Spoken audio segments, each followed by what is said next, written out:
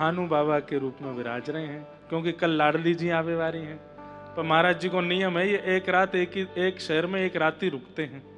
अब रुकेंगे कि नहीं वो तो ठाकुर जी जाने। एक शहर में एक ही रात रुकते हैं।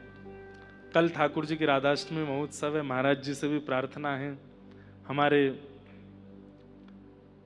श्याम जी महाराज भी विराज रहे हैं, और खाटू श्याम जी के प्रधान सेवक के रूप में हमारे साथ में प्रताप सिंह जी भी विराज रहे हैं, ऋषि जी भी विराज रहे हैं। सबसे प्रार्थना है कि कल लाल जी का महाअभिषेक भी है और राधाष्टमी उत्सव भी है सुबह के सत्र में। सब लोग पधारे। आप सब लोगों को तो आना ही है, जो नहीं आवे को वाकू अपने बगल वाले की ऐसे नहीं कहेंगे, कहीं किसी की जरूरत पड़ गई नहीं आ पाए तो, लेकिन आपने खुद ही बोल दिया है तो इसलिए बगल वाले कंफर्म कर लेना कल आओगे कि नहीं। तो आज आचार्य चरण पधारे हैं, हम लोग भी बस जल्दी जल्दी कथाक्रम को लेके चलें नंदोत्सव की ओर।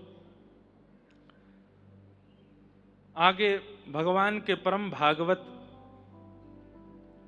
श्री प्रियव्रत राजा की कथा है। प्रियव्रत उत्तानपाद स्वयंभू मनु के ये दो पुत्र हुए। इनमें उत्तानपाद राजा के यहां भगवान के भागवत भक्त श्री ध्रुव जी महाराज का प्रादुर्भाव हुआ। अपने पिता की गोद में बैठना चाहते थे, लेकिन छोटी मां के द्वारा अबेलना होने पर वन को चले गए, और वन में जाकर के ऐसा तप किया कि 5 महीने में ठाकुर जी पधारे। भगवान जब प्रकट हुए तो भगवान के सन्मुख आपने कुछ नहीं कहा, तब ठाकुर जी ने अपने शंख का स्पर्श आपके गाल से कराया, संपूर्ण ज्ञान आपको प्राप्त हुआ और आपने भगवान की स्तुति गाई। स्तुति में ठाकुर जी से आपने निवेदन किया कि योऽन्तः प्रविश्य मम वाचमिमां प्रसुप्तान् संजीवयत्यखिल शक्तिधरा स्वधाम्ना अन्यंश हस्तचरण श्रवणत्वगादि प्राणान्नमो भगवते पुरुषाय तुभ्यम्। हे नाथ, हमारी समस्त इंद्रियों को इंद्रिय बल प्रदान करने वाले आप ही हो। आंखों को देखने की क्षमता है, पर यह क्षमता दी किसने? ठाकुर जी ने। कानों में सुनने की क्षमता, हाथों में कर्म करने की क्षमता, पैरों में चलने की क्षमता, समस्त इंद्रियों को योग्य किसने बनाया? आपने बनाया। एक बात बहुत ध्यान से सुनिएगा। ध्रुव जी महाराज एक बात कह रहे हैं यहां पर, बहुत ध्यान से सुनिएगा। हमें किसी योग्य अगर किसी व्यक्ति ने बनाया, और योग्य बनने के बाद अगर हम उस व्यक्ति का कभी स्मरण नहीं करते तो हम कौन माने जाएंगे? गुरुद्रोही। और इसी को आपके हैदराबादी भाषा में कहें तो एहसान फरामोश। क्या बोलते हैं उसको? और इसी को संस्कृत में क्या बोलते हैं? कृतघ्न। क्या बोलते हैं? आपको किसी योग्य किसी ने बनाया और आप जीवन में योग्य बनने के बाद फिर उसको नजरअंदाज कर देते हैं। तुम हटो, कौन तुम? मैं तो जानता ही नहीं तुमको। हमारे नाना जी एक कथा सुनाते थे इसी विषय में। एक बार एक विद्यालय में गुरुजी बच्चों को पढ़ा रहे थे, और बच्चों को पढ़ाते हुए कह रहे थे, इतने दिन हो गए समझाते समझाते तुम लोग सीखते नहीं हो। तुम्हारी जगह कोई गधा होता ना तो वो भी समझ जाता, और उसको मैं पढ़ा लिखा करके विद्वान बना देता। वो ये कह ही रहे थे तो बगल से एक धोबी जा रहा था अपने गधा लेकर के। उसने मन में विचार किया, ये गुरुजी बहुत अच्छे हैं, ये कह रहे हैं कि इंसानों की जगह गधा होता तो उसको भी पढ़ा लिखा करके कलेक्टर बना देते, विद्वान बना देते। मेरा गधा पूरे दिन कपड़े धोता है, 10 रुपए कमाई होती है, अगर ये कलेक्टर बन गया तो कितनी कमाई होगी हमारी। विद्यालय के बाद गुरुजी के पास गए और जाकर के बोले, महाराज लीजिए आपका विद्यार्थी। तो गुरुजी बोले क्या कर रहे हो ये पागलपना? बोले नहीं नहीं, आपको मैंने बोलते हुए सुना है, आप इंसानों के बच्चों से कह रहे थे तुम्हारी जगह गधा होता तो मैं उसको कलेक्टर बना देता, इसको बना दीजिए। अरे भैया वो तो ऐसे नहीं नहीं नहीं, आप गुरु हैं, आप ऐसे ही कुछ नहीं बोलते हैं। चरणों में गिर गए, बोले इसको कलेक्टर बना दो, हमारी 2 जीविका चल जाएगी, थोड़े बढ़िया हो जाएगा, ये कलेक्टर बन जाएगा तो कुछ हमको भी दे दिया करेगा। इतने पीछे पड़ गए, गुरुजी परेशान होकर के बोले अच्छा ठीक है, एक काम करो, छोड़ जाओ इसको, अगले शनिवार को आ जाना। छोड़ गए। अब गुरुजी बोले अब क्या समझाएं इसको, कैसे बनाऊं मानव में? गधा छोड़ दिया उन्होंने कहीं पे, दूर कहीं जंगल में बांध दिया, अपने किसी बाड़े में बांध दिया ले जा करके। अगले शनिवार को आ गए, आकर के बोले महाराज जी बन गया कलेक्टर। अब वो गुरुजी बोले क्या बताऊं अब इसको मैं? तो उन्होंने बोल दिया, बोले कि हाँ कोई नगर था, बोले उस नगर की तहसील में बैठा हुआ है, जाओ मिल आओ। वहां असली कलेक्टर बैठा था। तो ये साथ में दोनों पति पत्नी गधे को जो घास प्रिय लगती है वो लेकर के गए संग में कि उसको खिला देंगे, खुश हो जाएगा। द्वार पे जाकर के दरबान खड़े थे, उनसे बोले कि भाई जो कलेक्टर है ना उससे मिलवा दो। तो बोले कि तुम कौन? बोले उसके पुराने मालिक हैं हम। और पुराने क्या, अभी भी उसके मालिक हैं? बोले ऐसा है, निकल जाओ यहाँ से, घास फूस लेकर के घूम रहे हो, यहाँ भीतर कोई ऐसा प्रवेश। बोले देखिए तुम लोग अभी हमको डांट फटकार के भगा, उसको पता चल गया ना कि हम आए थे, बहुत मारेगा तुम लोग, एक बार बताओ तो सही उसको। अपना नाम बताया तो भीतर जाके सबने कहा, बोले द्वार पे ये खड़े हैं, घास लेके खड़े हैं हाथ में। तो कलेक्टर बोला, बोले कि कौन है? कह दो हम नहीं जानते, भगा दो उनको। तो बाहर आकर के उन्होंने भगाना चाहा। बोले अरे कलेक्टर बन गया तो अब एहसान फरामोश हो गया है। जीवन भर जिन्होंने घास फूस खिला करके बड़ा तगड़ा बनाया, आज कलेक्टर बनने उनको ही भूल गया। कभी तो निकलेगा बाहर, यही खड़े रहेंगे, देखते हैं तो देखेंगे नजर से नजर मिला पाएगा कि नहीं। एहसान फरामोश व्यक्ति भले ही पीछे से कुछ भी कहे, पर सामने जब वो व्यक्ति आता है जिसने उसको बनाया, नजर नहीं मिला पाता। नजर तो मिलेगी ना, बाहर निकलने दो। तो जैसे गेट द्वार खुले, कलेक्टर साहब बाहर निकले, वहां तो बहुत भीड़ लगी थी मिलने वालों की। तो ये दूर से अपना रूप दिखाने लगे, उसने नहीं देखा। तो पत्नी बोली घास दिखाओ, घास दिखाओ, क्या पता मुंह में पानी आ जाए। देखो इंसान तो बन गया, सूट वूट पहन के घूम रहा है, गुरुजी ने कहा था। तो उसको घास दिखाने लगे, ले ले ले। अब वो थोड़ा पास आया तो उसको मुंह से भी छुआ दे, खा ले, तुझे बहुत पसंद है। तो जो था उसने एक घुमा के दिया। तो गाल पे हाथ रख के बोले कलेक्टर बन गया लेकिन दुलत्ती मारनी नहीं छोड़ी, अभी भी आज भी लात मारता ही है। लौट करके गुरुजी के पास गए, बोले कि भैया हमें तो हमारा गधा ही वापस कर दो। तो बोले अगले शनिवार फिर आना। अगले शनिवार आए तो लेकर के गधा जो है वही लाके दे दिया। बोलो अब उसको फिर वो मारते पीटते ले गए। बोले अब बता, तब तो पहचान भी नहीं रहा था हमको। आज याद आई, नाना जी सुनाते थे हमारे, एहसान फरामोश कृतघ्न। ध्रुव जी महाराज यहां क्या कह रहे हैं? हमारी प्रत्येक इंद्रिय में जो बल है वो बल किसने दिया? ठाकुर जी ने। आंखें तो हैं पर रोशनी ठाकुर जी ने दी है, कान तो हैं पर सुनने की शक्ति ठाकुर जी ने दी, हाथ तो हैं पर कर्म करने की शक्ति ठाकुर जी ने, चरण तो हैं चलने की शक्ति ठाकुर जी ने, मुख तो है जीव तो है पर बोलने की शक्ति सामर्थ्य ठाकुर जी ने दी। इसलिए भैया एहसान फरामोश मत बनिए, अपनी प्रत्येक इंद्रिय से ठाकुर जी को धन्यवाद कहा कीजिए। अपनी प्रत्येक इंद्रिय से।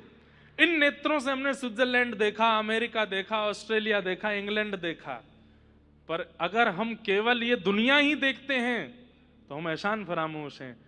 इन नेत्रों से हर दिन ठाकुर जी को देखो कि हे नाथ आपने ये नेत्र दिए हैं, इनसे हम आपको प्रणाम करते हैं। इन कानों से दुनिया भर के गायकों को सुनो, पर एक बार दिन में कम से कम एक बार कोई संकीर्तन भजन या कथा सुन करके इन कानों से ठाकुर जी को धन्यवाद करो। इन जिह्वा से दुनिया भर के बातें बोलो, लेकिन एक बार हरि बोल हरि बोल हरि बोल बोल करके अपनी जीव को प्राप्त करने की कृतज्ञता ज्ञापन करो। इन हाथों से सब क्रिया करो, पर एक बार ठाकुर जी के कीर्तन में करताल बजा करके इन हाथों से धन्यवाद करो। इन चरणों से पूरे विश्व का भ्रमण करो, पर इन चरणों से एक बार ठाकुर जी को परिक्रमा करके, अब कहीं बाहर हो तो बस विचार कर लो ठाकुर जी खड़े हैं मेरे बगल में और मैं उनकी परिक्रमा लगा रहा हूं, कम से कम 2 परिक्रमा लगा लो। अपने सर्वांगीण अंग से सब क्रिया करो, पर दिन में कम से कम 1 बार, ज्यादा से ज्यादा 3 बार दंडवत ठाकुर जी को प्रणाम करो, ठाकुर जी को कृतज्ञता ज्ञापन करो। यही बात श्री ध्रुव जी महाराज कह रहे हैं। एक भी इंद्रिय ऐसी नहीं है शरीर में जिससे हरि को नहीं भजा जा सकता, प्रत्येक इंद्रिय से हरि भजन करना चाहिए। ध्रुव जी महाराज ने स्तुति गाई, अपने स्तुति के अंत में एक बात कहते हैं, क्या? भक्ति मोह प्रवहतां त्वयि मे प्रसंगो भूयादनंत महतामवलाशयानां योनांज सोल्वणमुरुव्यसनं भवाब्धिं येनांज सोल्वणमुरुव्यसनं भवाब्धिं निश्ये भवद्गुणकथामृतपानमत्त। हे नाथ, मुझे व्यसनी बना दो। ठाकुर जी बोले व्यसनी? बोले हाँ, आपकी कथा सुनने का मैं व्यसनी हो जाऊं। जैसे एक व्यसनी विषय भोगने का व्यसनी हो जाता है, ऐसी मैं आपकी कथा सुनने का व्यसनी हो जाऊं। ठाकुर जी बोले तुमने व्यसनी शब्द का प्रयोग क्यों किया? ध्रुव जी महाराज कहते हैं, बोले नाथ, व्यसनी के अंदर एक बहुत अच्छा गुण होता है। बोले क्या? वो अपने भोग को भोगने के लिए बहाने बनाता रहता है। हे नाथ, जब कथा हो तो ही हम सुनने जाएं, कोई लेकर के जाए तो ही हम मंदिर जाएं, घर में कोई कीर्तन हो तो ही हम कीर्तन करें, तो हम भक्त नहीं। हम बहाने बना बना करके आपकी कथा सुने, बहाने बना करके कीर्तन करें, बहाने बना के आपका दर्शन करें, जैसे एक व्यसनी करता है। और व्यसनी का एक लक्षण और होता है, क्या? सुख हो दुख हो, जीवन की कैसी भी परिस्थिति हो, व्यसनी के पास एक ही काम है। बोले क्या? व्यसन कर लो। किसी किसी को व्यसन होता है, मैं कहा करता हूं कथा में, अब बाकी के व्यसनों की तो चर्चा नहीं, पर चाय का भी एक व्यसन होता है। जिसको चाय का व्यसन होता है ना, उसको देखो 24 घंटा यही घूमता रहेगा। सो के उठ गए, क्या कर लो? चाय पी लो। चलो भैया बहुत रात हो गई, अब सो जाओ, एक एक चाय हो जाए फिर सोएंगे। सिर में बहुत तेज दर्द हो रहा है, चाय बनवा दो बढ़िया कड़क सी। चलो भैया आज तो मौसम बहुत अच्छा, चाय बना दो जल्दी से। अरे मेहमान घर आए, बोले चाय बना दो। क्या बताएं भाई, पत्नी छोड़ के चली गई। कोई तू बात मतलब, चाय पिला भाई। गई तो गई, क्या बात है। आज करोड़ों का भाई मुनाफा हुआ है, वो चाय बनवाओ बढ़िया कुल्हड़ वाली। 15 लाख रुपए का लॉस हो गया। बोले अब काय को टेंशन लेना, चाय पीते हैं चल। हर स्थिति में उसके पास क्या है? चाय। व्यसनी व्यक्ति बहाने बनाता है चाय पीने के, और अपनी हर परिस्थिति में। इसीलिए ध्रुव जी महाराज यहां कह रहे हैं कि मुझे व्यसनम भवाब्धिम, आपकी कथा का मुझे व्यसन हो जाए। कुछ भी हो, मैं क्या कहूं, कथा सुननी है। आज जीवन में उपलब्धि मिली, आहा बड़े प्रसन्न है, क्या करेंगे? बोले कीर्तन करेंगे। आज जीवन में बहुत घाटा हो गया, अब क्या करें? कुछ नहीं, कीर्तन करेंगे। आज थोड़े बीमार हैं, क्या करें? कोई नहीं, हरिनाम संकीर्तन करेंगे। आज बहुत स्वस्थ हैं, क्या करेंगे? हरिनाम संकीर्तन करेंगे। अरे आज तो बुआ के बच्चे आए हैं, क्या करेंगे? सब मिलकर के नाचेंगे, गाएंगे, कीर्तन करेंगे।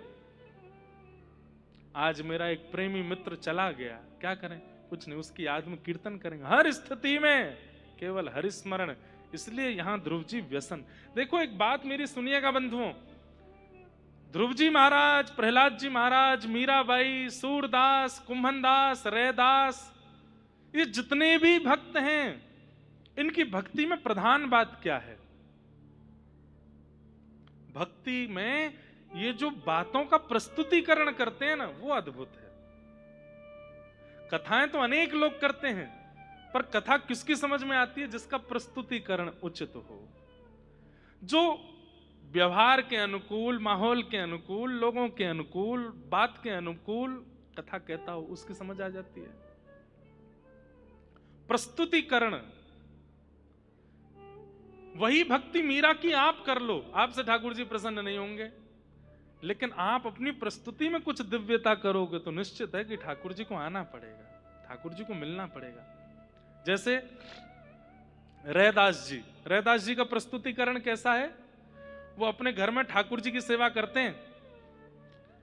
जब तक ठाकुर जी नहीं आए थे तब तक रैदास जी भ्रमण करते रहते थे तीर्थों में, लेकिन जब ठाकुर जी आ गए तो रैदास जी बोले अब भ्रमण तो नहीं कर पाऊंगा मैं, क्योंकि ठाकुर जी के अनुकूल सेवा भोजन सब जगह नहीं मिलेगा। तो रैदास जी ने अपनी कुटिया में 4 कोने और चारों कोनों को नाम दे दिए। ये कोना जगन्नाथपुरी है, ये कोना द्वारिका है, ये कोना बद्रीनाथ है, ये कोना श्री रंगनाथ है। ये खिड़की में बाहर नदी दिख रही है, तो ऊपर से देखेंगे तो गंगा जी है, नीचे से देखेंगे तो यमुना जी हैं। यहाँ तुलसी का पौधा लगा है, ये वृंदावन है, ये नंदगांव है। अपने घर में ही सारे तीर्थों के नामों की चिट लगा दी। रोज अपने ठाकुर जी का श्रृंगार करते और श्रृंगार करके चौकी उठाते, ठाकुर जी कहाँ चलोगे बताओ? हाँ चलो बद्रीनाथ ले चलते हैं। सो थोड़ी देर ऐसे घूम घूम के बद्रीनाथ वाले कोने में ले जाके बैठा देते। और केवल बैठाते ही नहीं, जेठ के महीना में, जून जुलाई के महीना में फिर कंबल लेके आते, कंबल में इत्र लगाते, फिर ठाकुर जी को उड़ाते। ठाकुर जी बद्रीनाथ में सर्दी पड़ रही है, बर्फ हो रही है बाहर, बद्रीनाथ आए। उनकी प्रस्तुति से ठाकुर जी इतने प्रसन्न हो गए कि अब रैदास जी जब जब बद्रीनाथ जाते हैं अपनी कुटिया में, बाहर गांव में बर्फ गिरने लग जाती है। गांव के लोग कहते हैं हमारे गांव में कभी बर्फ नहीं गिरी है, बर्फ कहां से गिर रही है? तब कोई कहता अरे रैदास अपने ठाकुर जी को बद्रीनाथ लेके गया होगा जरूर, इसीलिए गिर रही है। और कभी कभी अत्यंत जाड़े में, अत्यंत सर्दी में रैदास जी अपने ठाकुर जी को तैयार करके, ठाकुर जी बताओ कहां चलोगे? अच्छा रामेश्वरम जाना है, चलो। रामेश्वरम जाते ही बादल छट जाते, तेज धूप निकलने लग जाती, लोग अपने स्वेटर कंबल उतार उतार के फेंकते। बोले जरूर रैदास के ठाकुर जी रामेश्वरम गए होंगे, आज गर्मी पड़ रही है। प्रस्तुतिकरण। आप कथा सुनते सुनते, भजन करते करते, नाम जप करते करते भक्त बन गए हो, इसका प्रमाण क्या है? आपकी प्रस्तुति में नवीनता आ जाएगी, आपकी प्रस्तुति में, आपकी सेवा में, आपकी भोजन प्रणाली में, उसमें कुछ नवीन आएगा। और वो आपके अंदर से ही आएगा, देखा देखी नहीं आएगा, सुन करके नहीं आएगा, अंदर से आएगा।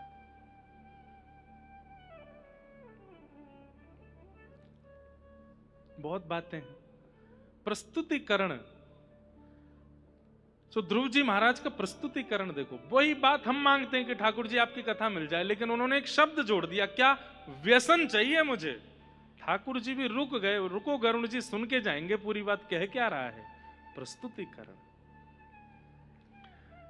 अनेक भक्तों की लीला हमने सुनी। ध्रुव जी के वंश में फिर राजा अंग हुए, इनके बेटा बैन हुए, बैन को ऋषियों ने मार दिया, उनके शरीर के घर्षण से भगवान पृथु हुए, जिनके कारण विश्व का नाम पृथ्वी पड़ा।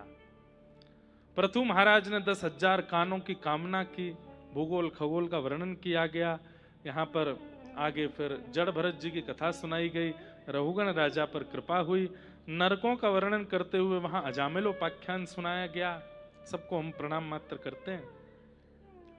तत्पश्चात भगवान के परम भागवत श्री वृत्रासुर जी का प्रसंग और श्री प्रहलाद चरित्र सुनाया, जहां पर हिरण्यकश्यप नाम के एक राक्षस के यहाँ पर भगवान के परम भागवत श्री प्रहलाद जी का प्रादुर्भाव हुआ। प्रहलाद जी महाराज बड़े हुए और श्री प्रहलाद जी महाराज ने खूब ठाकुर जी का स्मरण किया।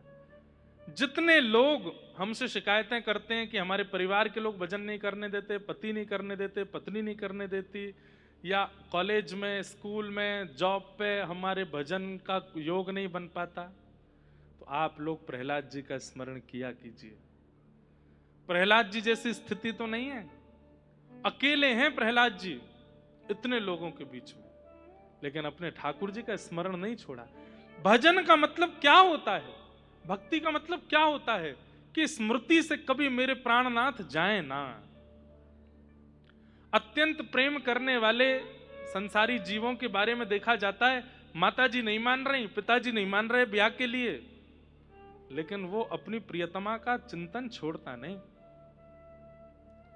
वो तो संसारी विषय है। ब्याह होने के बाद फिर वही पत्नी जो पहले लक्ष्मी दिख रही थी शूर्पणखा दिखने लगती 3-4 साल बाद, उसी को वही पत्नी, वही पतिदेव जो नारायण के समान लगते थे, वही कुंभकर्ण जैसे दिखने लगते हैं 10 साल बाद। लेकिन वही प्रेम यदि हरि से हो तो हरि जैसे पहले लगते थे वैसे ही लगेंगे जीवन पर्यंत। उनके प्रेम में कभी परिवर्तन। प्रेम किसको कहते हैं? जो सामीप्य से दोष को ना प्रकट होने दे, उसको प्रेम कहते हैं। संसार में बंधुओं, बालकों से लेकर के बुजुर्गों तक किसी से भी प्रेम कर लो, सामीप्य होते ही दोष दिखता है। ऐसा हो ही नहीं सकता कि उसमें दोष नहीं दिखेगा। लेकिन एकमात्र हरि ऐसे हैं, एकमात्र हमारे गोपाल जी ऐसे हैं, जो दूर से भी प्रिय लगते थे और पास आने पर तो इतने प्रिय लगते हैं कि बस खुद को ही न्यौछावर करने का मन होगा। इसलिए प्रेम उचित कौन सा? जिसके सामीप्य में दोष ना आता हो। कहां तक कहें, गुरुजनों के भी बहुत समीप रहने से दोष दर्शन हो जाता है, लेकिन ठाकुर जी में दोष नहीं आता।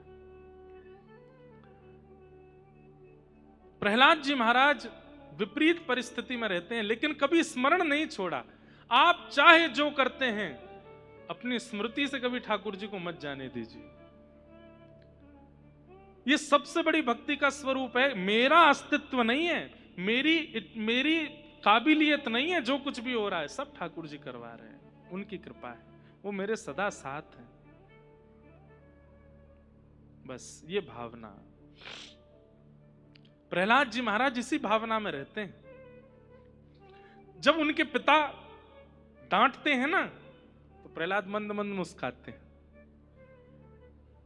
हिरण्यकश्यप कहते हैं, दुष्ट, मैं तुझे डांट रहा हूं, तेरे ऊपर इतना आक्रमण करता हूं, फिर भी तू हंस करके मुझे चिढ़ा रहा है। नहीं पिताश्री, मैं आपको चिढ़ा नहीं रहा हूं। तो आपके भीतर बैठे हुए परमात्मा कभी कभी उग्र होने का प्रयास करते हैं, तो आपके मुख से ऐसे शब्द निकलवा देते हैं, लेकिन मुझे हंसी इसलिए आ जाती है कि उनसे उग्र होना आता ही नहीं है। आप कितना भी कठोर शब्द बोलते हैं, पर मुझे अनुभव होता है कि आप भीतर से बहुत निर्मल हैं, क्योंकि आपके चित्त में भी तो वही हरि बैठे हैं। प्रहलाद जी को सब में ठाकुर जी दिखते हैं, और सबके दोष में भी वो ये विचार कर लेते हैं कि ये ठाकुर जी जानबूझ के कर रहे हैं नहीं ऐसे। यही दर्शन किया गया कलिकाल में वृंदावन में प्रकट हुए श्री हरिराम व्यास जी में। हरिराम व्यास जी के भक्तमाल जी का जब आप छप्पे पढ़ोगे तो हरिराम व्यास जी का, मुझे छप्पे याद नहीं आ रहा है, उस छप्पे में ऐसा कहा गया कि हरिराम व्यास जी किसी में दोष नहीं देखते थे। विशेष रूप से बस एक चीज थी, तिलक और कंठी वाला अगर है, कैसा भी है, उसमें गुण ही देखते थे। कोई जाके हरिराम व्यास जी से कहता तिलक लगाए घूम रहा है, लेकिन इसके क्रोध पे देखो बिल्कुल कंट्रोल नहीं है, कितना क्रोध करता है। तो हरिराम व्यास जी बोलते, अरे तुम नहीं जानते, उसके चित्त में परशुराम जी बैठे हैं। भैया देखो भजन तो करता है, लेकिन इसका ऊधम नहीं गया अभी तक। अरे तुम्हें नहीं पता, इसके अंदर ठाकुर जी बैठे हैं। कोई व्यक्ति अत्यंत धीर गंभीर शांत है, तो हरिराम व्यास जी कहते हैं या मैं राघव जी की कृपा है या के ऊपर इतना शांत है। और कोई व्यक्ति भजन करता, तिलक स्वरूप लगाता है, लेकिन कुछ भी खाने को दे तो पा लेता है। चाट खा ले, भल्ला खा ले, गुलाब जामुन खा ले, रसगुल्ला खा ले, कुछ भी दे दो, खाने में परहेज नहीं करता। हरिराम व्यास जी कहते गोवर्धन भगवान आ गए, 56 भोग खाता है पूरे दिन। सब में गुण देखते थे, किसी में अवगुण नहीं। और महाराज जैसे कई लोभी भक्त होते हैं ना, जैसे आप तीर्थों में धामों में जाओ तो वहां पे कई महात्माओं के रूप में दिख जाते हैं। ये रुको, हमको पैसा दे दो, 100 रुपया दे, 100 से क्या होगा, 500 दे दो, ऐसा कर दो। लोग बाग मन में सोचने लगते हैं, बताओ धाम में रहते हुए भी मांग रहे हैं। पर हरिराम व्यास जी क्या कहते थे, इसके अंदर वामन भगवान आ गए। बलि के यहां 3 पग जमीन लेने गए, लेकिन इतने विराट हो गए कि सब हरण कर लिया। ऐसे इसमें वामन भगवान आ गए, ये मेरा पूरा बटुआ खर्च करवाना चाहते हैं, 1 रुपया भी मुझ पर है ही नहीं। ये गुण भी भगवान की कृपा से आता है कि आपको किसी में दुर्गुण दिखता ही नहीं है, सब में गुण का दर्शन होता है। प्रहलाद जी ऐसे हैं। और इसी गुण पर ठाकुर जी रीझ गए प्रहलाद जी के। वो दैत्यों के बीच में रहते हैं, हम लोग मानवों के बीच में रहते हैं तो मानवों में दैत्य का दर्शन करते हैं। प्रहलाद जी दैत्यों के बीच में रहते हुए भी उनमें भगवान का दर्शन करते थे। इनमें सब में परमात्मा है। ये इनका दोष नहीं है, ये बुरे नहीं है, इनके भीतर लालजी ही लीला कर रहे हैं, ऐसी भावना। और एक दिन आया हिरण कथा सबने सुनी है, मैं बस मूल जो बातें मेरे चित्त में आ रही है बस उनको कहते हुए क्रम पूरा कर रहा हूं। प्रहलाद जी महाराज पिताजी के सामने खड़े थे, क्रोध में भर गए, बोले अच्छा सब जगह तेरा परमात्मा है? बोले जी इस खंबे में है। बोले पिताजी प्रश्न गलत है, ये मत पूछिए कि तेरा भगवान कहां है, ये पूछिए वो कहां नहीं है। खंबायु यज्ञिम सलिलम महिम च ज्योतिंसि सत्वानि दृशो द्रुमादीन सरित समुद्रांश हरे शरीरम यत्किंचि भूतम प्रणमेद अनन्यम। ये श्लोक नवयोगेश्वर संवाद का है भागवत में। वहां कहते हैं सब जगह ठाकुर जी हैं और सब जगह ठाकुर जी की बात भाव रख करके अगर आप प्रणाम करने लगे ना सब जगह, तो एक दिन सब जगह ही ठाकुर जी दिखने लग जाएंगे। पिताजी मेरे परमात्मा सब जगह हैं। अच्छा इस खंबे में है? बोले हाँ मुझे दिखते हैं। जैसे ही खंब का भेदन मुष्टिक प्रहार करके किया है, खंब भेदन करके भगवान का अति विकराल स्वरूप नृसिंह भगवान प्रकट हो गए हैं। बोलो नृसिंह भगवान की। सब लोग हाथ जोड़ करके प्रणाम करो, ठाकुर जी की रूप माधुरी का दर्शन करो। सत्यम विधातुम निज भृत्य भाषितम व्याप्तिम च भूते स्वखिलेषु चात्मनः अदृश्यतात्यद्भुत रूपमद्वहं स्तंभे सभाया न मृगम न मानुषम। सबसे पहला श्लोक ये गाया गया नरसिंह भगवान के प्रकट होते रूप को देख करके तीनों लोग थर थर कांपने लगे। इतना विकराल, इतना विशाल और इतना खतरनाक रूप किसी ने नहीं देखा था। हिरण्यकश्यप के साथ भगवान ने युद्ध किया और युद्ध करने के बाद उसकी सारी जो उसने मांगे थे ब्रह्मा जी से वरदान सबको पूर्ण करते हुए ठाकुर जी ने उसका पेट विदरण करके उसका वध कर दिया। बोलो भक्त वत्सल भगवान की। क्रोध शांत नहीं हुआ ठाकुर जी का, कोई शांत नहीं कर पाया। तब नन्हे से प्रहलाद जी से कहा कि तुम जाकर के प्रार्थना करो। छोटे से प्रहलाद जी ने जाकर के भगवान की प्रार्थना की। और प्रार्थना में किन शब्दों का प्रयोग कर रहे हैं? ठाकुर जी से कह रहे हैं, हे नाथ ब्रह्मादय सुरगुणा मुनयोथ सिद्धा सत्वैकतानमतयो वचसां प्रवाहै नाराधितुं पुरगुणैरधुनापि पिप्रू किं तुष्टमर्हति समे हरिरुग्र जाते। हे नाथ मेरे पास इतनी अच्छी वाणी नहीं है कि जिससे आप प्रसन्न हो सको। मैं तो आपके स्पर्श का भी अधिकारी नहीं हूं, दैत्य कुल का जन्मा बालक हूं। पर आपके मन में यह प्रश्न उठेगा, जब मैं आपका अधिकारी ही नहीं हूं और नहीं मानता हूं तो फिर मैंने आपका भजन क्यों किया?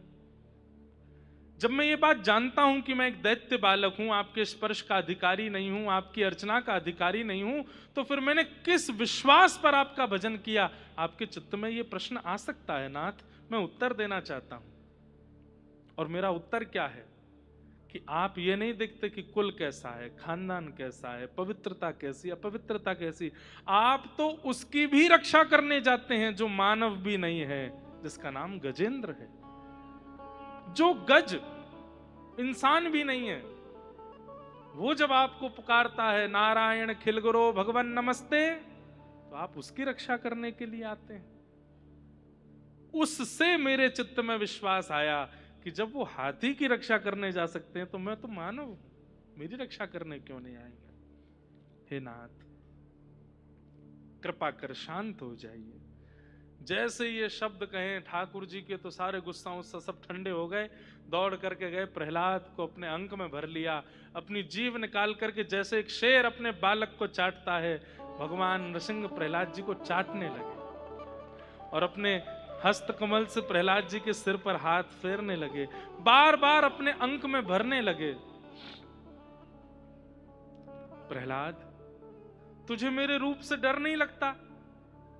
मैं इतना विशाल विकराल भयभीत बनकर के आया हूं कि लक्ष्मी निरंतर मेरे चरणों में बैठने वाली भी मेरे इस रूप का दर्शन नहीं कर पा रही हैं। तुमको मेरे इस रूप से डर नहीं लगता, भय नहीं लगता? प्रहलाद जी कहते हैं, नाथ, डर उसको लगेगा जो आपका मुख देखेगा, पर आप जब से आए हैं मैं आपके चरणार बिंदों का दर्शन कर रहा हूं। आपके चरण ही इतने प्यारे हैं कि मेरी नजर वहां से हट ही नहीं रही है। मैं कैसे भयभीत हो सकता हूं? मेरे मन का यह विचार है कि जब मैं चरणों से मेरा मन भर जाएगा तब मैं आपका उदर देखूंगा, और फिर जब चरण इतने सुंदर तो उदर कितना सुंदर, उदर से मन भर जाएगा तब वक्ष देखूंगा, वक्ष के बाद ग्रीवा देखूंगा और फिर जाके मुख देखूंगा। अभी मैंने आपका मुख देखा ही नहीं है। भगवान भावुक हो गए। कैसा भक्त है प्रहलाद। शास्त्र आज्ञा करते हैं, ठाकुर जी चाहे जितना सुंदर श्रृंगार करके खड़े हों, आपको तो नेत्र गाड़ करके चरण ही देखने चाहिए।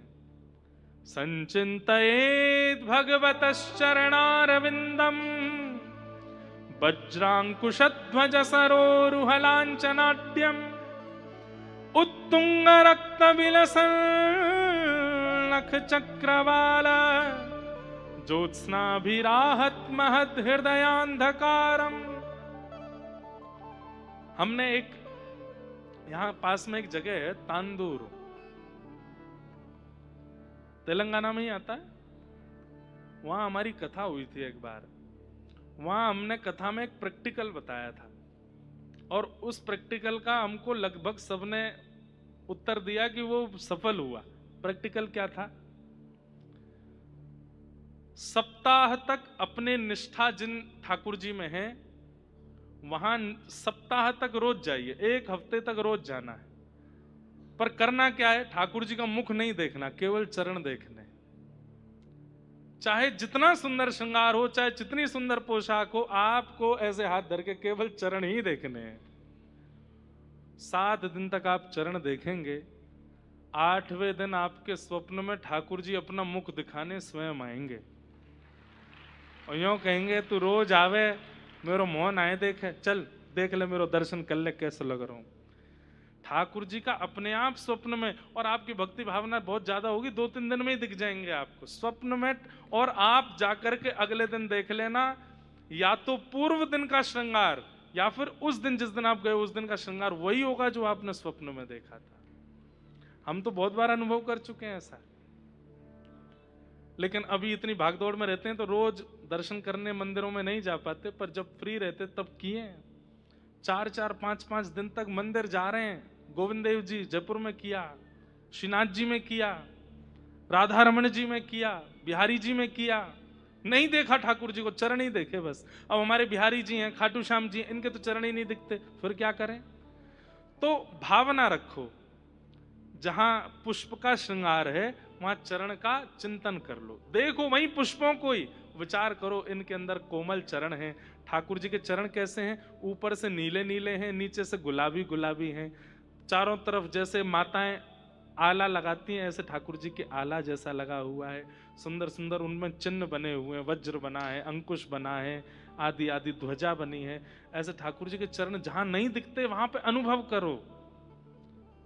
सप्ताह पूरा होगा नहीं कि ठाकुर जी स्वप्न में अनुभव करा देंगे, और उस समय जो दर्शन होगा या तो वो उसी दिन का श्रृंगार होगा या अगले दिन का श्रृंगार होगा। ठाकुर जी पहले इधर अनुभव करा दें, किसी से कहना नहीं, फिर बस अनुभव कर लेना, गुरु जी को बता सकते हो बस।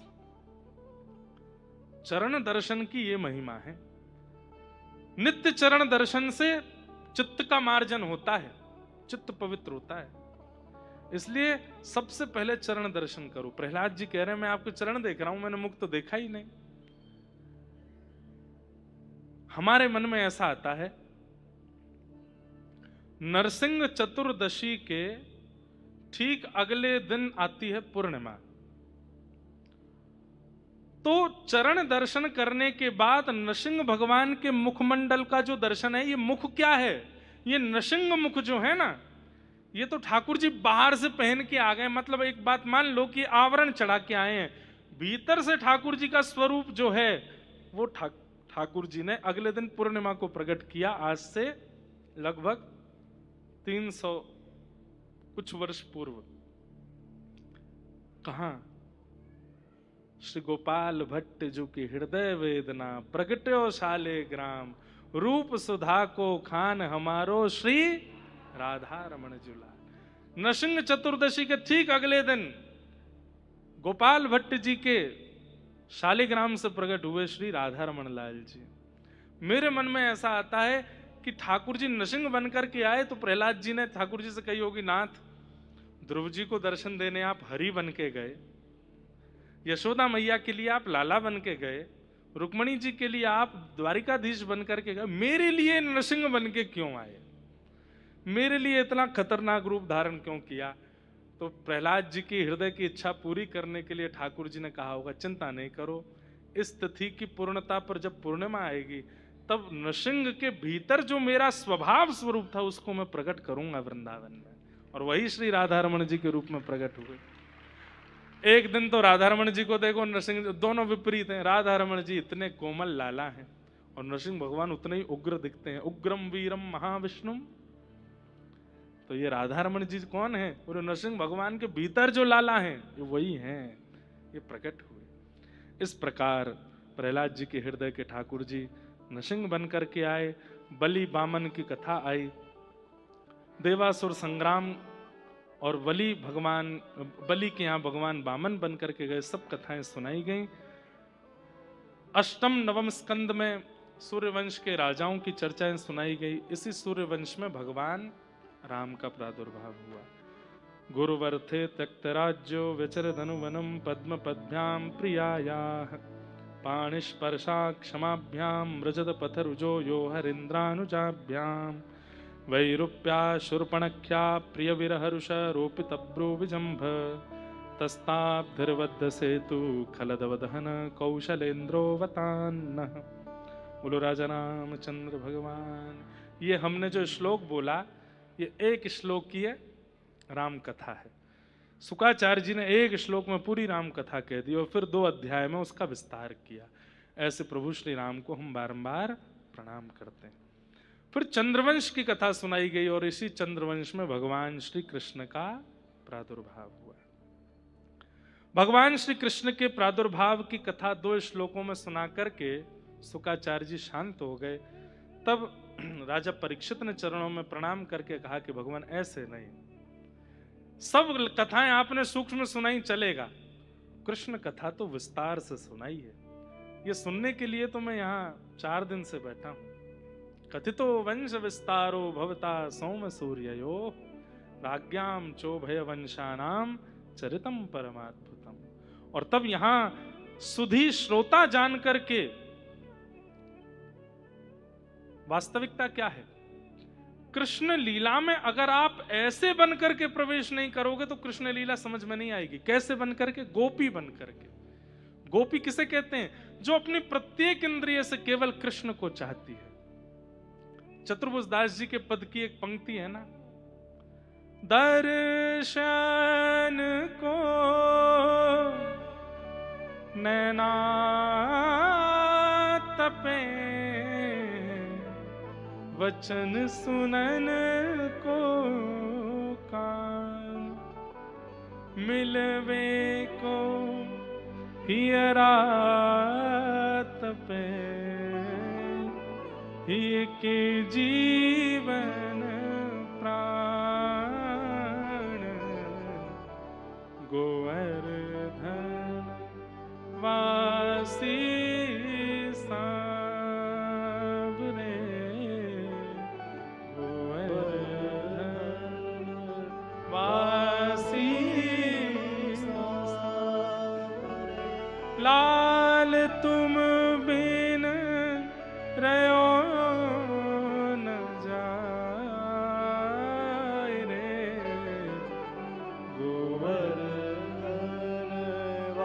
गोपी का परिचय है इस पंक्ति में।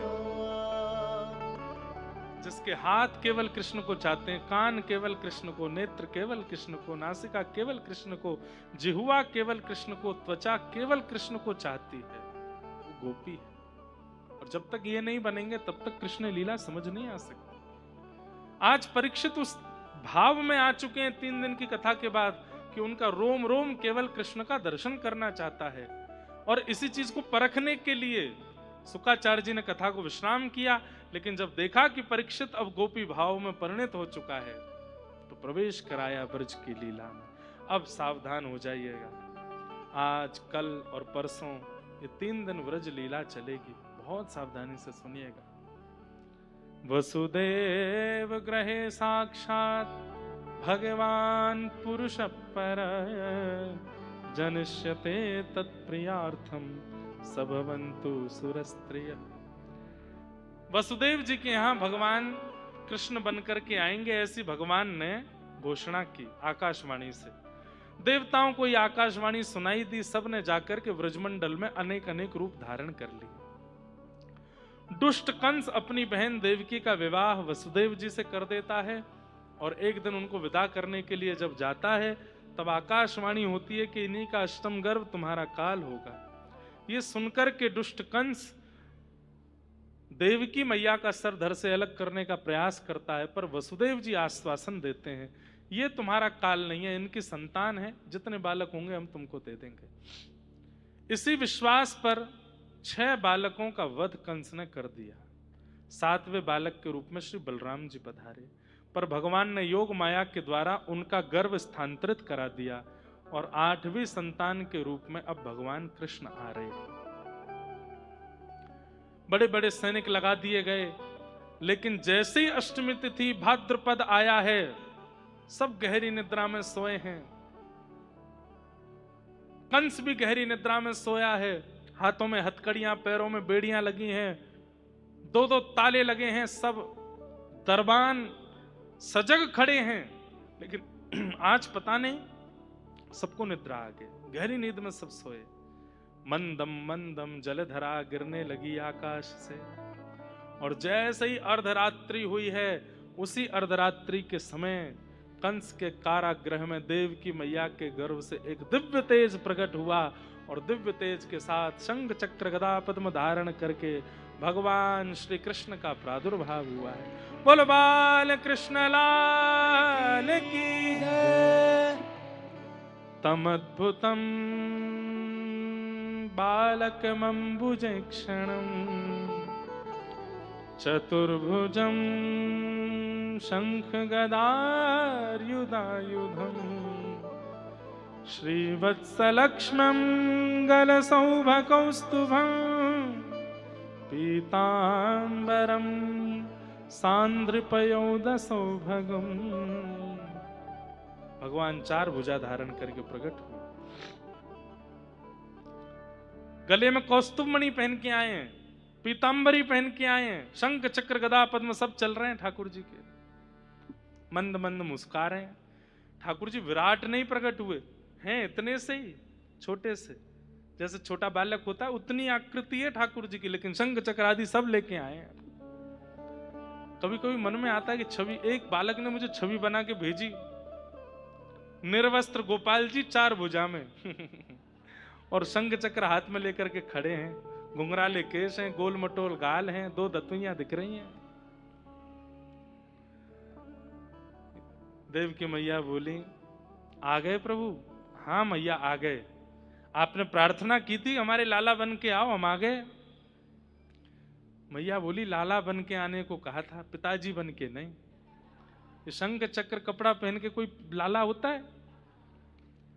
ठाकुर जी बोले, मैया हम कंस को मारने के लिए आए हैं, कहीं मामा कंस मारते जन्म लेती मारने आ गया तो? देवकी मैया बोली, तो फिर आप अपने ज्ञान उपदेशों में ऐसा क्यों कहते हैं कि मैं तथा परमहंसानाम योगिनाम, मैं परमहंसों के लिए, योगियों के लिए, भक्तों के लिए आता हूं? हाँ मैया आता तो मैं भक्तों के लिए। बोले, भक्तों के लिए आते हो तो फिर शंख चक्र लेकर के नहीं आते, आप तो कंस के स्मरण करके आए हो। आपने कंस का स्मरण कर लिया, मैया का स्मरण नहीं किया। मैया का स्मरण करते तो लाला बन के आते। ठाकुर जी ने तुरंत अपनी दो भुजा अंतर ध्यान की, बोले मैया क्षमा करो। बोले बालक को जन्म लेते हाथ जोड़ता है, खड़ा हो जाता है। अरे जैसे बालक करता है वैसे करिए ना। ठाकुर जी बोले तो फिर हम पूर्ण लीला ही कर दें, जैसी एक मानव लीला होती है वैसी पूरी लीला ही रच दें। बोले इससे अच्छा क्या होगा नाथ, पूरे विश्व को आनंद होगा। तो ठाकुर जी बोले फिर एक काम करना पड़ेगा। क्या? हम अभी बालक बन जाएंगे, आपका दुग्धपान करेंगे, उसके बाद पिताजी हमको छोड़े आए गोकुल। नंद यशोदा ने वहां लाली को जन्म दिया है, वहां हमको सुला के लाली ले आए। 11 वर्ष 56 दिन आदि करके लीला फिर हम आएंगे। देव की मैया बोली इससे बढ़िया तो आप 4 भुजा वाली बने रहते, हमने क्यों ही कह दिया कि लीला कर दो। ठाकुर जी बोले अब लीला करेंगे तो अच्छे से ही करेंगे मैया, अब ऐसी लीला की संरचना करेंगे कि पूरा विश्व याद रखेगा इस लीला को। अब आप सहयोग करो माँ, 11 वर्ष का आपको वियोग होगा, लेकिन मैं फिर उसके बाद 100 वर्ष आपके पास ही रहूंगा, लेकिन ये मुझे लीला करने दो। ठाकुर जी छोटे से हो गए, मैया का दुग्धपान किया। मैया भूल गई, चतुर्भुज रूप में देखा था, पर ब्रह्म रूप में देखा, सब विस्मृत हो गया मैया को। वसुदेव जी ने जैसे ही ठाकुर जी को गोद में लिया, हथकड़ियां खुल गईं, बेड़ियां खुल गईं, चट्ट चट्ट सारे ताले खुल गए, और वसुदेव जी लेकर के ठाकुर जी को जा रहे हैं गोकुल। यहां नंद यशोदा, इन दोनों को एक रात्रि पहले स्वप्न में ठाकुर जी दिखे थे। सुबह मिलकर के नंद यशोदा दोनों आपस में चर्चा कर रहे हैं। यशोदा जी दौड़ी दौड़ी गई नंद बाबा के पास, अरे सुनो तो मुझे तुमसे एक बात करनी है। नंद बाबा बोले मोकू तो बात करनी है। यशोदा जल्दी आ बैठ यहाँ पे। बोले पहले तुम बताओ कहा बात करनी है। यशोदा मैया बोली ना ना पहले आप बताओ कहा बात है। बोले ना पहले तू बता कहा बात। बोले नहीं पहले आप बताओ। यशोदा मैया बोली नहीं पहले आप बताओ। नंद बाबा बोले अरे बहर कहा बताऊं, मुझको कल रात में ऐसा सपना आयो कि एक नीलमणि जैसो बालक हमारे आंगन में डोल रहे है, वाके पामन में छम छम पायल बज रही है। कभी गौशाला में जावे, कभी गोबर उठावे, कभी माखन उठावे, लेकिन जैसे ही मेरी गोद में आवे को भयो, इतने में ही मेरो स्वप्न खुल गयो। और कहते कहते नंद बाबा रोने लगे। यशोदा मैया बोली जहां तुम्हारो स्वप्न पूरो भयो वहां ते मेरो चालू भयो। बोले कहां थे? बोले वाह लाला को मैंने भी देखो, वो माखन और गोबर लेके दौड़ रहे हो, सामने आप गोदी करके वाकू बुला रहे, और जैसे ही आपकी गोदी में आवे वारो, इतने में ही लाला मुड़ गया और मुड़ के मेरी गोदी में आ गए। और मैं वाकू लेके कक्ष में आ गई। आप पीछे पीछे आके कह रहे अरे मेहर ने एक मोकू दे दे, मेरी गोद में दे दे, ये लाला तो मेरी गोद में आवे ही ना है। ऐसा स्वप्न मैंने देखो, और वो लाला मेरे अंक ते लिपट गए और आपकी गोद में नहीं जा रहा हो, ये मैंने स्वप्न देखो। दोनों बात करते करते रुदन करने लगे, पतो ना ये कब सच होएगा। ऐसा विचार करके बंधुओं एक बात तो है, ठाकुर जी जीवन में आएंगे ना तो आपके श्री अंग पर लक्षण प्रकट होने लग जाएंगे, में घटने लगना। जैसे ठाकुर जी उखल से बांध दिए मैया ने, तो बांधे लाल जी पसीने आपको आएंगे। ऐसा होता है। भगवत प्राप्त जितने भी भक्त हैं वो ठाकुर जी की लीला का स्मरण करते थे और वह लीला उनके साथ घटने लग जाती थी। ठाकुर जी मक्खन खा रहे हैं और जोर जोर से मक्खन खाए खाए के अपने ग्वालन के मुख पे लगा रहे हैं, इतने में ही चिंतन कर रहे वैष्णव के मुखमंडल पर घी के भाव प्रकट होने लग जाते हैं। ठाकुर जी रुदन कर रहे हैं तो उनको अश्रु आने लगते हैं, ठाकुर जी खेल रहे हैं तो वो नाचने लगते हैं। ऐसी लीलाएं प्रकट होने लगती हैं, स्वप्न में ठाकुर जी का दर्शन होने लगता है। और यशोदा मैया को एक और भाव हो रहा था। क्या? यशोदा मैया सूर्य अर्घ देने जाती तो क्या लगता पता है? जब सूर्य अर्घ देती तो थोड़ी देर में सूर्य भगवान के नेत्र दिखाई देते, नासिका दिखाई देती, मुख दिखाई देते, और इतने में सूर्य भगवान यशोदा मैया को प्रणाम करने लगते। तो यशोदा मैया घबरा जाती, अरे सूर्य देवता तो मुझे प्रणाम कर रहा है। गौशाला में जाती तो जो गाय रमाती रहती थी, आज वो यशोदा मैया को देख करके मानो यशोदा मैया के अंग से स्पर्श करना चाहती हैं। क्यों? ठाकुर जी आने वाले हैं। चंद्रमा को अर्घ देने जाती हैं तो चंद्रमा भी प्रणाम करता है। यमुना जी में ज्यों-ज्यों यशोदा मैया भीतर प्रवेश करती हैं, यमुना जी अपना छोड़ छोड़ के भीतर चली जाती है कि कहीं गहरे में मैया डूब नहीं जाए। हिंसक पशु पक्षी जीव सब यशोदा मैया को ऐसे प्रेम भरी दृष्टि से देखते हैं। क्यों? लाला आने वाले हैं इनके पास। और इन सब बातों को यशोदा मैया नंद बाबा से कहती हैं, मेरे संग ये सब अनुभव रह रहे हैं। कभी कभी लेटे लेटे चंदन की सुगंधी आने लग जाए मुंह को, कभी कहीं तक किलकारी सुनाई देने लग जाए, कभी कभी ऐसा लगे कि आंगन में जन कहां तक पुष्प आ गए हैं। कभी मैं सो के उठूं और जैसे ही कक्ष में स्नान करवे के काजे जाऊं, दर्पण में देखूं तो मेरे मुखमंडल पर पत्रावली को श्रृंगार होवे। कौन करे ये सब? ऐसे संकेत होने लगे जिससे यशोदा मैया को हो गया कि कोई आने वाले हैं। आज यशोदा मैया सोई थी और तभी श्री वसुदेव जी महाराज ठाकुर जी को लेकर के आए। और कब कब में सोती भई यशोदा मैया के बगल में चुपचाप लाला को सुलाया और लाली को लेकर के मथुरा चले गए। वहां पे भी सब सो रहे थे गोकुल में।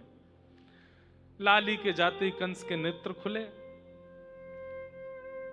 थोड़ी देर बिठा दो, कोई कीर्तन हो तब लाइयो। इधर देखो कोई नहीं आया है। देखो हमारे पंडित जी को हम हर कथा में समझाते हैं, भूल जाते हैं कि जब कोई कीर्तन हो तब ही लाओ। लेकिन एक प्रचलन बना हुआ है एक तो कथाओं में कि वसुदेव जी जब जाएं तब ही आने चाहिए। हमारा ऐसा लगता है कि कथा लीला से ना दिखे, कथा कहते कहते नेत्र बंद हो जाए वहां दर्शन। अब तो ठाकुर जी तब आने चाहिए मंच पर जब यशोदा और नंद बाबा को पता चल जाए कि लाला भयो है। अभी आएंगे तो हल्ला हो जाएगा, तो हमारे चित्त में जो लीला चल रही है उसमें हल्ला हो जाएगा ना कि लाला है कि सबको पता चल जाएगी। अभी यशोदा मैया सो रही हैं, सोई है यशोदा मैया, बगल में लाला सोए। नंदा सुनंदा दोनों गई सवेरे सवेरे और जाए करके देखी, अरे भाभी अभी तक उठी नहीं, सूर्य आकाश को पहुंच गयो, मुझे अभी तक सोई रही है, इतनी श्रमित है गई। सुनंदा बोली, अरे नंदा भाभी ये मत देख है, बगल में देख। ऐसा लगे चद्दर के भीतर कोई नेक्सो से बालक कुल बुलाए रहे हो है, हाथ पाम चलाए रहो अपने। दौड़ करके नंदा सुनंदा गई, धीमे धीमे वहां जाकर के देखा तो ठाकुर जी का केवल मुखमंडल दिख रहा है। यहां तक चद्दर ओढ़ के ठाकुर जी केवल जैसे छोटा बालक अंगड़ाई लेता है ऐसे ठाकुर जी अंगड़ाई ले रहे हैं। कैसा स्वरूप है पता है? ऐसा लग रहा है मानो जैसे कोई नील सरोवर है और उसमें दो कमल रखे हुए हैं। इतना सुंदर मुखमंडल, नासिका, कर्णरंध्र, हाथों की आकृति जैसे जैसे चद्दर से बाहर निकल रही है तो ऐसा लग रहा है मानो नील सरोवर में छोटे छोटे हंस घूम रहे हों। इतने सुंदर लग रहे हैं ठाकुर जी। देख करके नंदा सुनंदा के तो नेत्रों से अश्रुपात होने लगा, दोनों के मुख में शब्द नहीं है। तभी कहती हैं, अरे देख तो लाला है कि लाली, अरे कोई हो हमें कहा। अरे एक लाला है जाए नंद बाबा के, बस एक लाला। अरे लाला है वे तो का होएगा, लाली है गई तो? अरे नाए हम भुआ हैं, लाली होएगी तो अपना अधिकार नाए जमा पाएंगी, संकोच करना पड़ेगा। लाला होएगा तो कभी कान पकड़ लेंगी, कभी नाक पकड़ लेंगी, अपने अपने बोरा बिस्तरवा के कंधा पे टांग देंगी, रोज अपने पाम दब्बा मेंगी, अपनी सेवा करवा मेंगी। भुआ हैं हम, लाला है जाए। और जैसे ही चद्दर हटाई है महाराज, 21 बार हरिशरणम को जाप करते हुए जैसे ही चद्दर हटाई, है गया है गया है गया है गया है गया है गया है गया है गया। नंदा सुनंदा तो दोनों ने एक दूसरे को मुंह बंद किया, भाभी उठ जाएंगी, जल्दी चल। कहां चले? बोले सबसे पहले ये खबर नंद बाबा को देंगी। नंद भवन से निकल के आंगन में दौड़ रही हैं, नगर में दौड़ रही हैं, गलीन में दौड़ती हुई और एक ही बात कहती जा रही है गया है गया है गया है गया है गया। सब पूछ रहे हैं कहा भयो, पूछो। ऐसे नहीं, जोर से पूछो तब बताएंगे। है गया है गया है गया है गया है गया। अरे आप सबन के आशीष सो नंद बाबा के यहाँ लाला भयो है। और जो ब्रजवासी सुनते जा रहे हैं कि नंद बाबा के लाला भयो है, सब ब्रजवासी अपने अपने घर में भीतर दौड़ के जामे, दही उठामे, मक्खन उठामे और लेकर के वे भी यही कहते जा रहे हैं, कहा है गो है गो है गो है गो है गो। अब उनसे कोई पूछे कहा भयो, अरे नंद जी के लाला भयो है। नंद बाबा को जैसे ही पता चली लाला भयो है, कूद पड़े यमुना जी में स्नान करके पीलो, चंदन लगायो, पूरे ब्रजमंडल में हवा की तरह बात फैल गई है।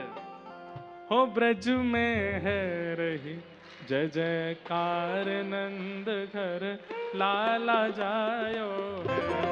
ब्रज में है रही जयकार, नंद घर लाला जायो है। ब्रज में है रही जय जयकार, नंद घर लाला जायो है। ब्रज में है रही नंद के लाला जायो है, नंद रानी ने लाला जायो है। लाला जायो है, नंद रानी ने लाला जायो है। हाँ लाला जायो है, यशोदा ने लाला जायो है। हाँ लाला जायो है, यशोदा ने लाला जायो है। ओ ब्रज में जय जयकार, लाला जायो है।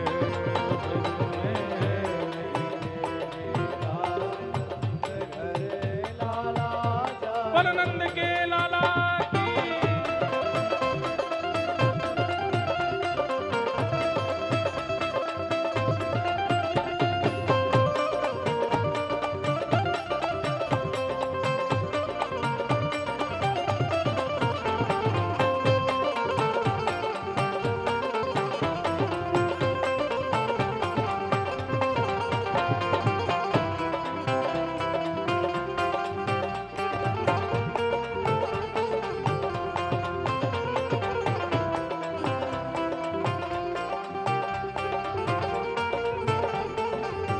ब्रज 84 कोस में भैया, 84 कोस में भैया, ब्रज 84 कोस में भैया, ब्रज 84 कोस में भैया। सब कहे धन्य यशोदा मैया,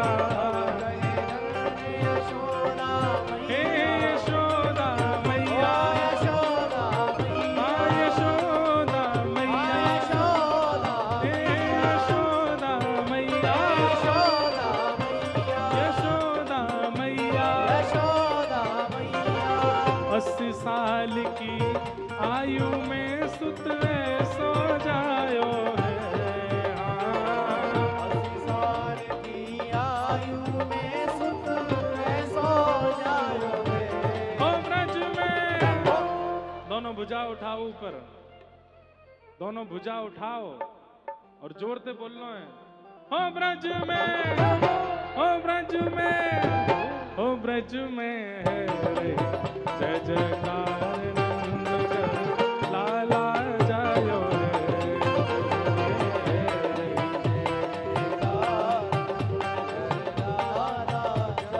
नंद घरा नंद भयो, नंद घरा नंद भयो, हे यशोदा के लाला भयो, हे नंद जू के लाला भयो, हे नंद घरा नंद भयो,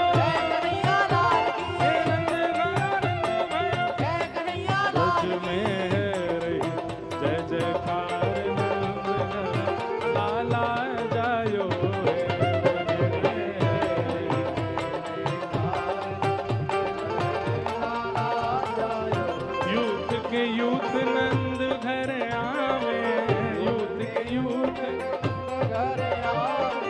यूथ के यूथ नंद घर आवे,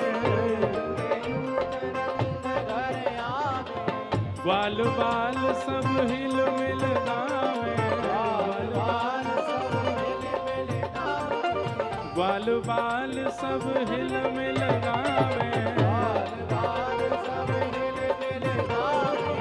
ब्रह्मानंद समान आज सुख सबने पायो है। हाँ, ब्रह्मानंद समान आज सुख सबने पायो है। ओ ब्रज में, हाँ ब्रज में, ओ ब्रज में है रे जय जयकार नंद घर लाला जायो है। ब्रज में है रे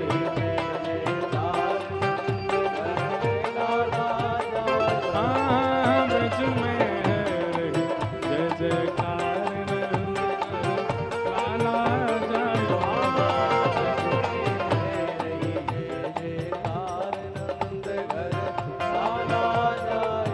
लाला जायो है नंद रानी ने लाला जायो है। लाला जायो है नंद रानी ने लाला जायो है। ओ नंद रानी ने लाला जायो है। नंद रानी ने लाला जायो है। यशोदा ने लाला जायो है। ओ यशोदा ने लाला जायो है। ओ ब्रज में है रे जय जयकार नंद घर लाला जायो है।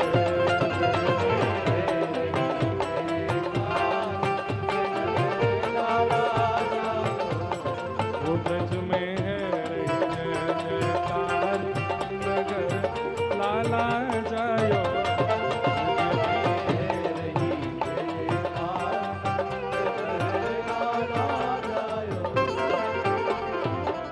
ओ जियो श्याम लाला, जियो श्याम लाला, पीली तेरी पगड़ी रंग काला। जियो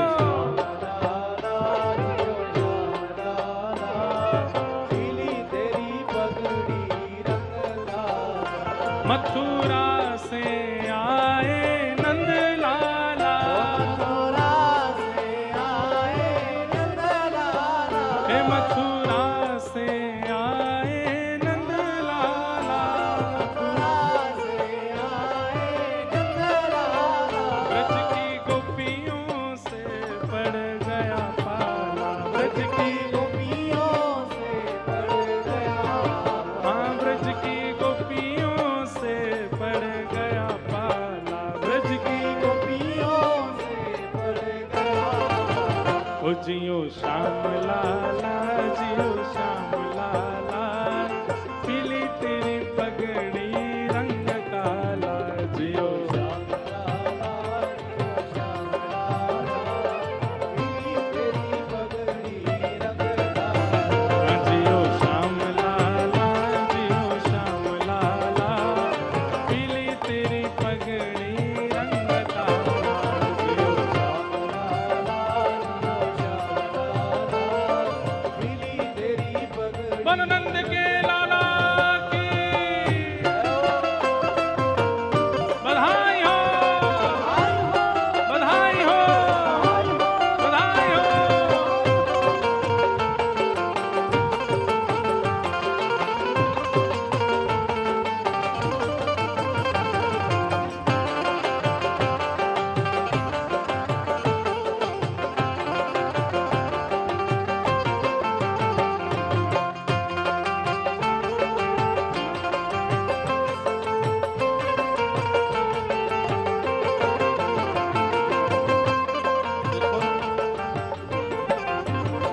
ये जितने लोग आगे वहां रेलिंग के पास आ गए हैं, आप नाच भी नहीं पा रहे, कुछ कर ही नहीं रहे, पीछे जाओ नेक नेक। इतनी जगह है, नंदोत्सव मनाइए भाव से, भुजा उठा करके।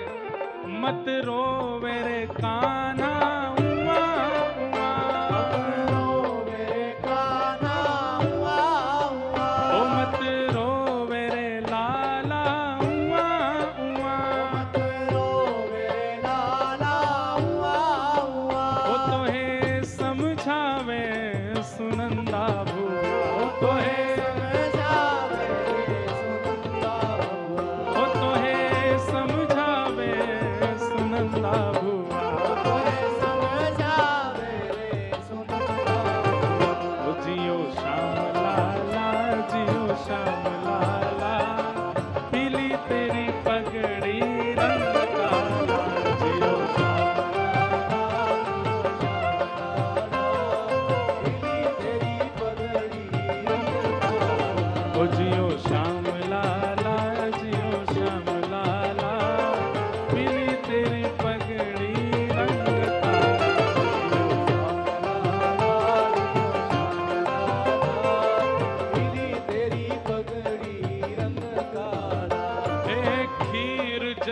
भी